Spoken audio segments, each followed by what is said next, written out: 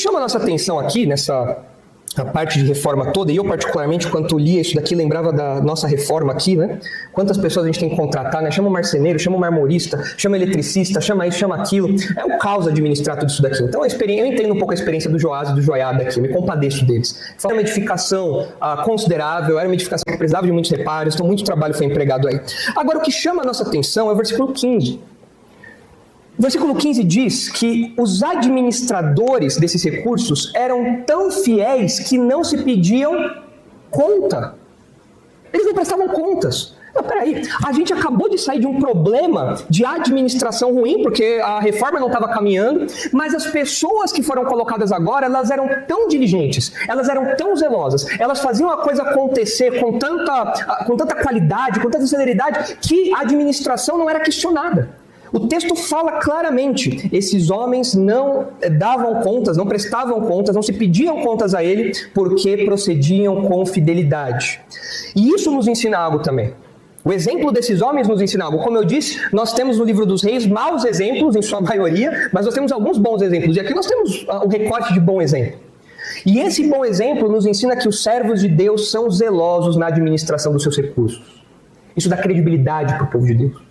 Isso mostra o zelo do povo de Deus. O modo como nós administramos os nossos recursos fala muito da nossa teologia, fala muito do nosso caráter, fala muito do nosso compromisso com Deus. E parece que esses homens entenderam isso. Não só porque eles, como empreiteiros ali, administradores, precisavam fazer a coisa caminhar, porque o rei e o sumo sacerdote estavam cobrando, mas porque a fidelidade deles era uma marca do caráter deles. E eles entendiam que a administração daqueles recursos era uma evidência, era uma expressão do compromisso pessoal deles com Deus, do engajamento pessoal deles com Deus, do compromisso, do zelo que eles tinham com o Senhor. E nós, como crentes, aprendemos com isso aqui. O servo de Deus é zeloso na administração dos seus recursos. Seja em casa, seja na igreja, por onde nós passarmos e recebermos recursos e administrarmos recursos, nós precisamos ser zelosos. As finanças domésticas do crente não podem ser um Deus nos acuda. Não pode ser uma bagunça. Tem que ser algo diligente, algo zeloso. Tem que controlar a entrada, tem que controlar a saída. Você não precisa fazer um PhD em economia, não precisa ser um Paulo Guedes, mas você também não pode ser um Haddad. Não pode, não tem condição. Você precisa ser zeloso, porque o modo como você administra os seus recursos é uma expressão, é uma evidência da sua fé, do seu compromisso pessoal com Deus.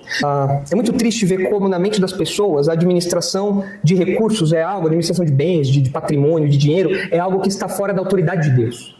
As pessoas pensam que administrar dinheiro não é teologia, não é viver a teologia. As pessoas pensam que administrar dinheiro é simplesmente fazer conta, é simplesmente comprar, não. Comprar, vender, para nós que somos crentes não é assim. Tudo que nós fazemos, inclusive os PIX que nós fazemos, os TEDs, agora não tem mais TED, né? Não sei se foi TED ou DOC que acabou? Foi TED, né? Foi o DOC que acabou? Os mais novos nem sabem o que é um DOC. Tem que esperar tantos dias para cair, enfim. Se falar de cheque, então, os mais novos, o que é isso? Cheque? Né? Enfim, mas cada cheque que você passa, se é que você passa ainda um cheque, né? Cada PIX que você faz, cada TED que você faz, cada transferência que você faz, você tem que fazê-la numa perspectiva eterna, honrando seus compromissos, pagando seus boletos com diligência, não deixando seu nome sujar lá no Serasa. Pegando os seus recursos e investindo na causa do reino, investindo na causa do mestre, pensando que os seus recursos aqui, desse mundo, eles têm que ser empregados para a expansão do reino de Deus, para que lá na frente você veja os frutos disso, você veja os resultados daquilo que você fez. Isso mostra a nossa diligência, o nosso zelo na aplicação dos nossos recursos, e nós aprendemos com esses homens aqui. Nós aprendemos com isso. É muito interessante como muitas pessoas que chegam à nossa igreja ficam às vezes surpresas com o modo como nós nos reunimos mensalmente na nossa assembleia ordinária e passamos o relatório para os irmãos. Já aconteceu de pessoas chegarem para os pastores e falarem: pastor, eu nunca vi isso acontecer. Vocês dão conta de cada centavo que é gasto, vocês dão conta, vocês prestam um relatório de cada coisa. Né?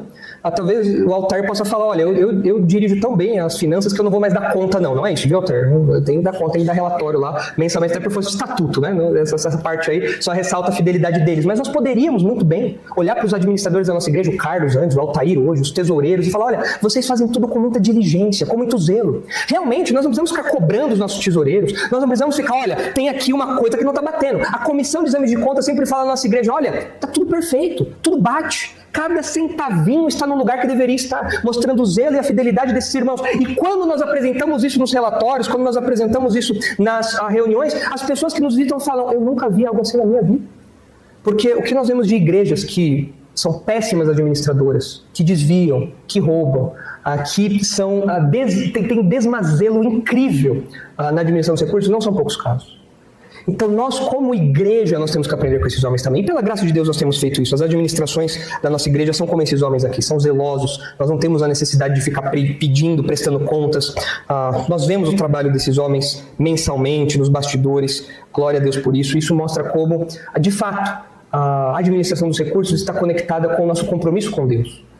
As pessoas olham para a nossa igreja e veem uma igreja bíblica, uma igreja séria, porque dentre várias coisas, nós também administramos com zelo os nossos recursos. E deve continuar sendo assim.